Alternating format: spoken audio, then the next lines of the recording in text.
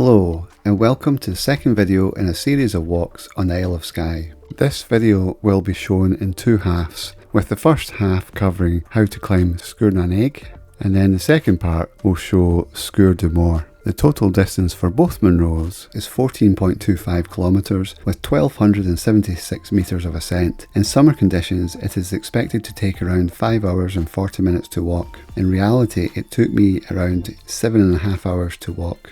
Parking is at the public car park at the end of Glen Brittle, just before the Glen Brittle campsite, and it's a good base for walking in this area, but there is no mobile phone signal at the campsite and it's also quite exposed if it's a windy day. Parking is free, there are no height restrictions, you can probably fit around 20 cars. It's a 5 hour and 10 minute drive from Glasgow or 5 hours and 25 minutes from Edinburgh. So starting from the car park, you continue along the road through the caravan and campsite. You'll come to the end of the campsite, you'll see there's a toilet block here. You go down the left hand side of the toilet block and through a gate. Cross some rough tracks that take you up onto a gravel road. You're going to be on that road for only a few metres before you turn to your left and follow a well-made path that heads directly for the Coolin.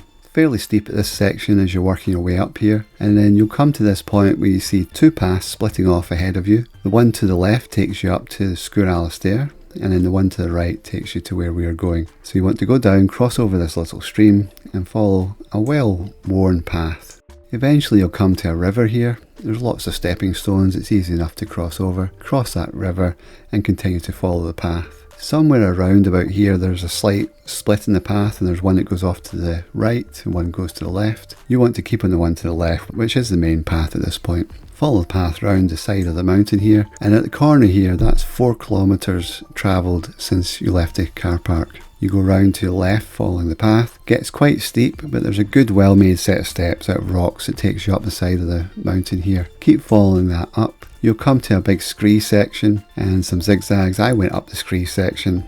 I descended down the path shown here, but ascended up the scree section a bit and then went straight across.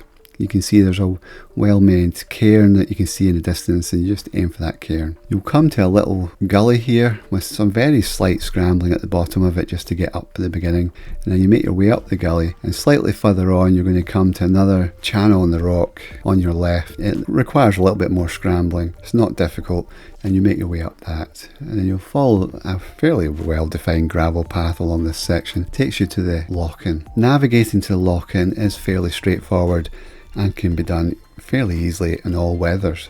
Navigating once you get to the quarry is a very different story, although this time I did find the path that takes you up towards Sgurr quite easy to find. It's right at the end of the lock-in. You've got this fairly distinct feature where the water juts out in a rectangular shape, and if you follow the line of that you'll see there's some gravel here and that will get you on the path. And once you're on the path there's a few different routes that take you up through here, but you're basically heading southeast and aiming up towards the ridge, but you don't go up the very top of the ridge here. You keep to the right hand side of the ridge and make your way up. Slightly further up you can go up onto the very top of the ridge, a little bit of scrambling required, or keep to your right and just follow along just next to the very top of the ridge line. You'll come out here. From here it's a simple walk to the cairn, a little bit of outcrop here that you want to keep to the right hand side and descend very slightly down and then back across onto the ridge line. You'll come to a square cairn that's perched quite high up in the rock, but again it's just a walk and very slight. Put your hands on the rock to climb up to it. If you're only planning to do Sgurr then you can just follow the route that you took to the summit. If you're planning to continue on to climb Sgurr Dubh Mor, then please watch the next episode. Good morning, just after 7 AM. I'm at the public car park at the end of Glen Brittle. It's meant to be a clear sky all day today. It's a little bit windy and that's meant to get up to about 20-25 miles per hour. It's 3 degrees at the moment, so it's a little bit colder than it has been recently as well. From the car park you head down through the campsite to the back of the campsite. I can already see an early walker going through the back.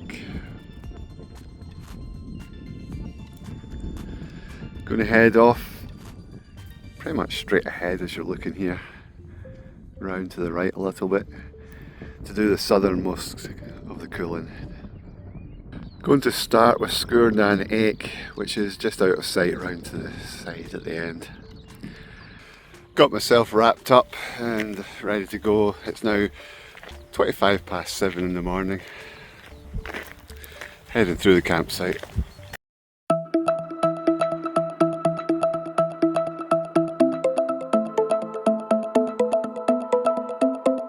Just as you come to the campsite toilet block, you go down the left hand side and then you'll leave the campsite out the back.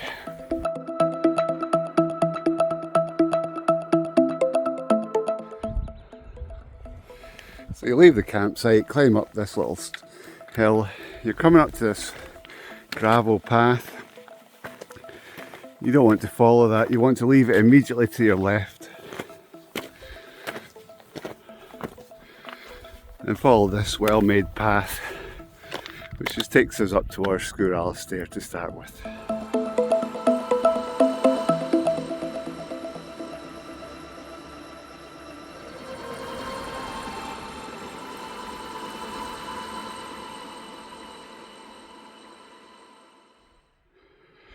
After a short, sharp ascent, it starts to level off, and just ahead I'm going to split off and go to the right to go around the mountain there to the back, to the southern end. Directly ahead is the path up Sgurr. I've also got out of the wind, which is much nicer now. The wind seems to be coming from the north, heading to the south.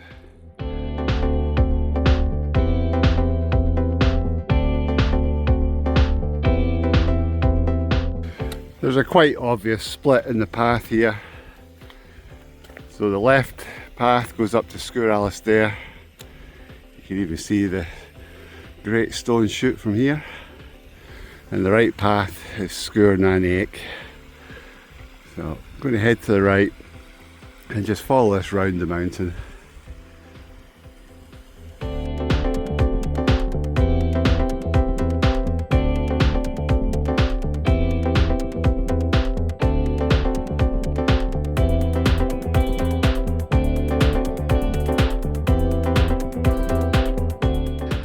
It's quite a long walk in for this one. I can just make out the kiosk up there. I don't know how well it'll come out on the video.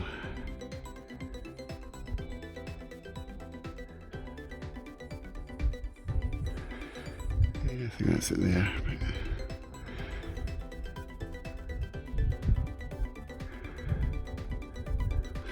Definitely one on the bucket list to do.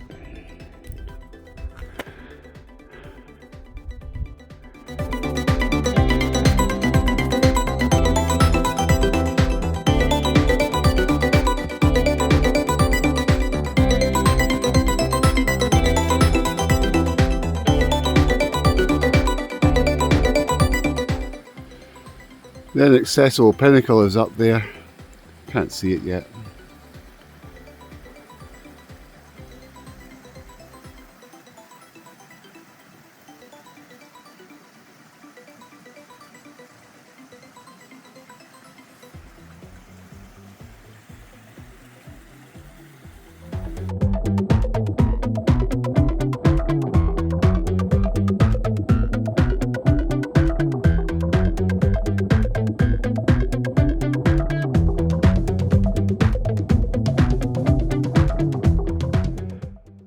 I've made my way around to the side of the mountain.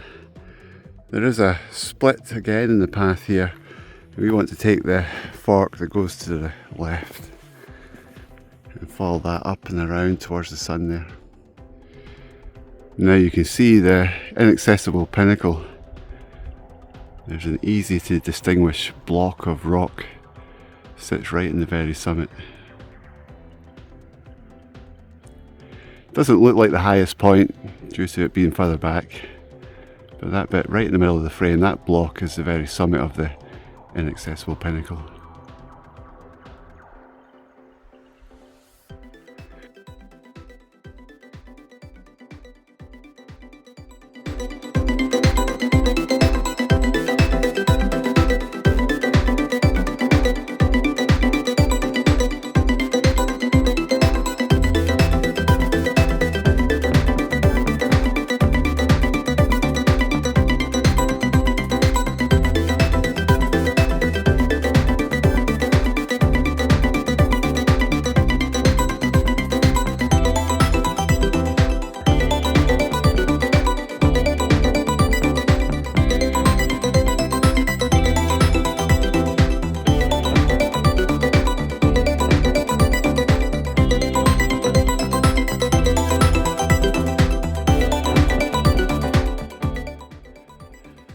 That last section, when you turn round the mountain and start ascending it, it's quite steep.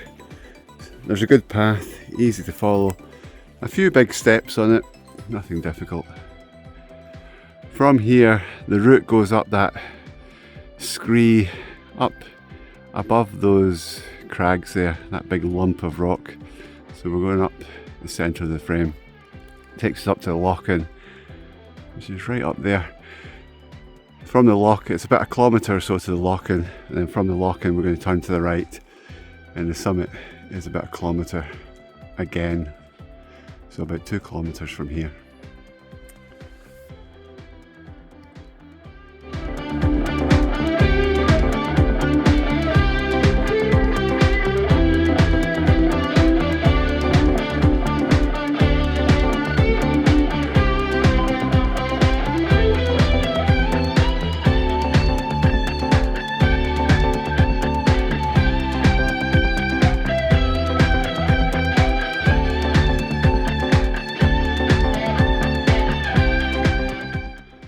We continue to follow this path. It's quite easy to see at the moment, and it goes up that line of weakness ahead, so you can see just there.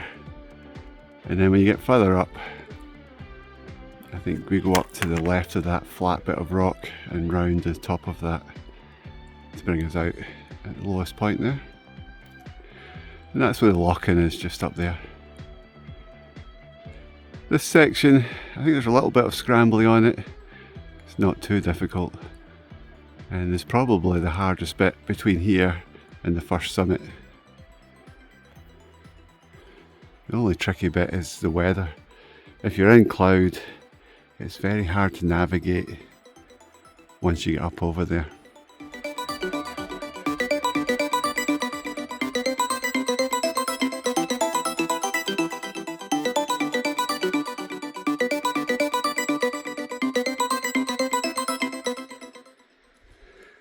I've just come off a fairly steep zigzag scree section.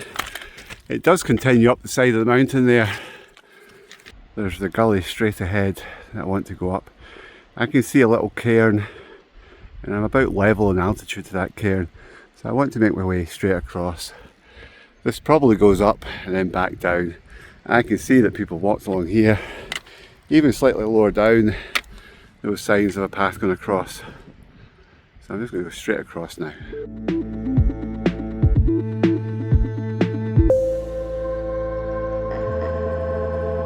So I've made it to this cairn. It also looks like there's a path that goes down there, maybe along the bottom, and that may well be easier. I'm going to go round and up this gully, so I'm going to descend a little bit and make my way around there. So once you've made your way to this big wide gully, I'm going to just make my way up, probably mostly up the middle, then a wee bit to the side and zigzag. I'm fairly sure the hardest scrambling section is just near the top.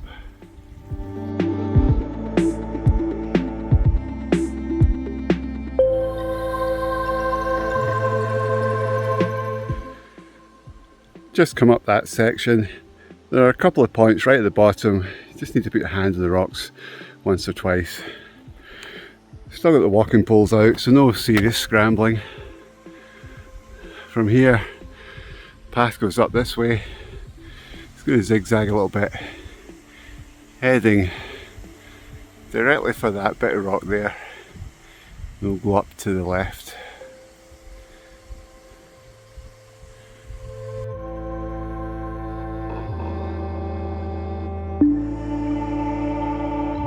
I'm now just going to go down, just join the path there. It's closer to the waterfall. It takes you around the back of these rocks. Looks like some people went up here. It's a little bit wet, and I know you can go up following the path. I've done that a couple of times before. This is a little scramble section. You go up this groove. I dare say you can go a little bit to the right to start with and then cut across. Shouldn't be too difficult.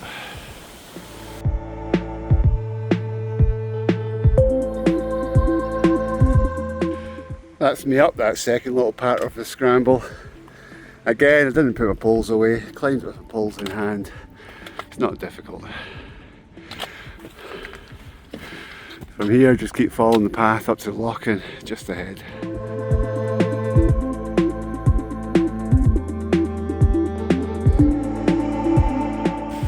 I want to go straight across to the lock-in, which is about level with where I am just now. We go round the lock-in to the right, and the path makes its way up there. Hopefully it's easy enough to follow. I've only ever descended down that route. I couldn't find the path before in the cloud. Second summit is up there, but it's a bit further back. That's not the top. But you do go up to that point and then follow the ridge. So I'm going to traverse around here. There is a bit of a gravel path going up, but I don't want to gain any more altitude at this point. So I'm going to go straight ahead.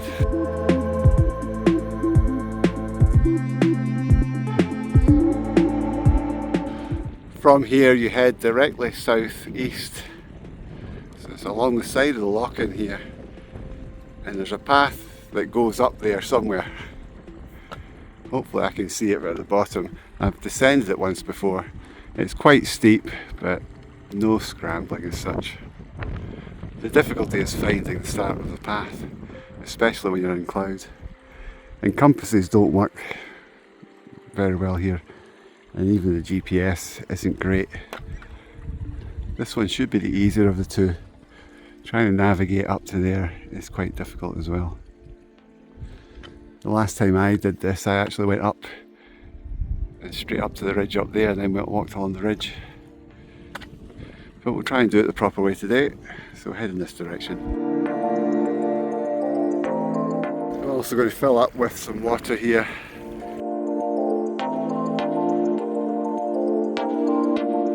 So I think I've found the start of the path, straight ahead up this Skye slope.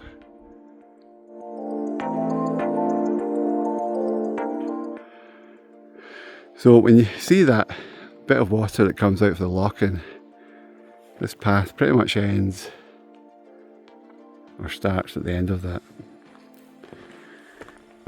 And this looks fairly familiar. So just walk way up here and it'll bend round to the right further up.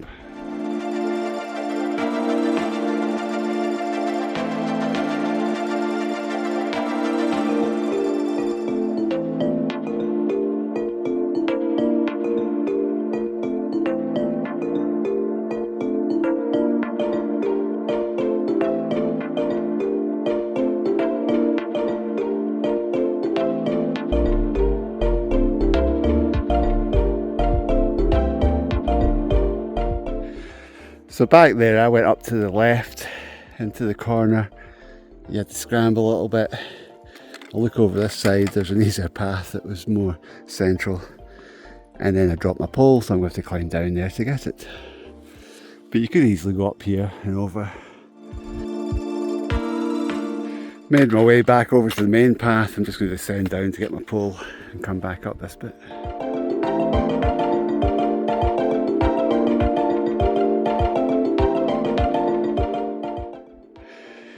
This is the point on the descent going across to the second Munro. I actually want to go straight on. So there's a path that goes straight on there towards Sgurr Dubh. Path that just came up down towards the lock-in. They both converge here and now we go southeast. So we bend to the right as you've been coming up and follow this path all the way to the summit. It's quite a long flat summit, or it's quite a long flat ridge once you get up to the high point here.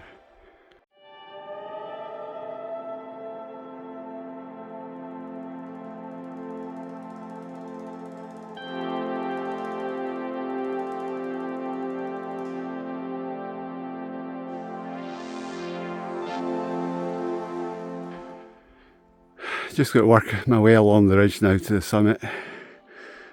Sgurr Dubh Mor is just over there. Summit of Sgurr Dubh Mor. It's just to the right of where those walkers are.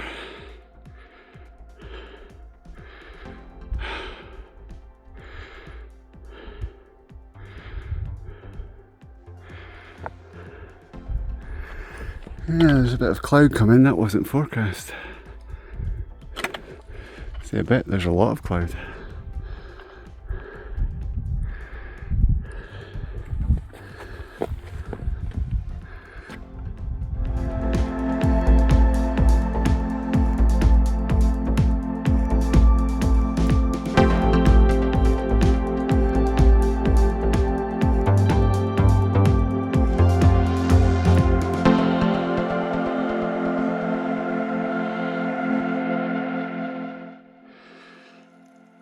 At the summit of Sgurr Dubh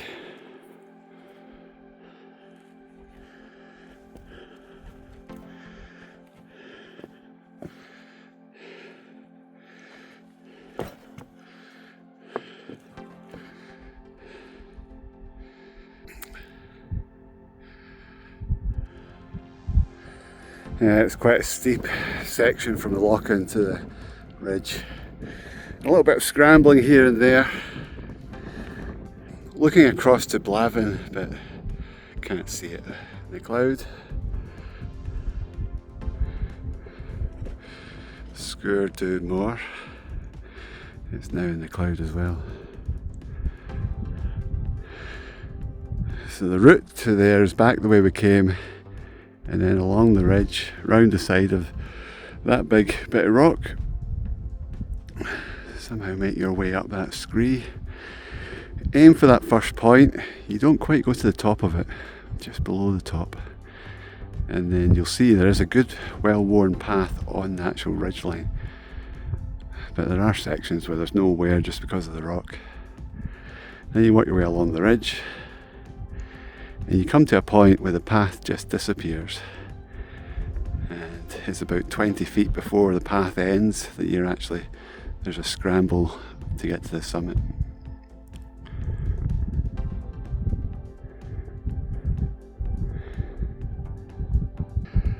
I'm going to have to check the weather again. Yesterday there was no cloud forecast all day. Something's changed.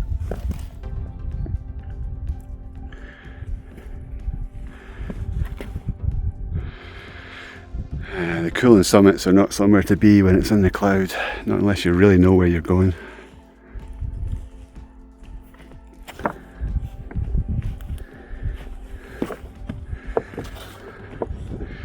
Some of them, like Sgurr Alastair, if you're doing the normal route, that's fairly easy to navigate in cloud.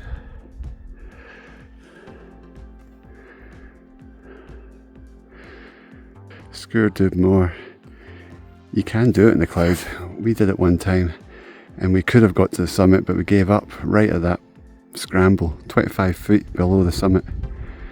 We had climbed a lot of little false summits and I'd had enough that day. There's a lot of big drops on this side. Very dangerous terrain. If you don't know what you're doing, I'd definitely recommend a guide. Just doing a little experiment. I've lined the compass up with this ridge line that I'm on, and using the map lined the needle to north. But when you look along the ridge, you can see how far off it is. I mean, it is quite a bit off. So compasses are no use up here. Check the weather. This mist is meant to clear up by 1 o'clock. It's now 11 o'clock. It's a little bit of a wait, but if I just take my time, work my way back down, work my way up to that first point, go along the ridge, it's unlikely to take 2 hours to get there, but at least the descent won't be in cloud. So I'll see how I feel when I get down to get closer towards the lock-in. That's the cloud just about engulfed me now. It's still lovely and clear on the Glen Brittle side.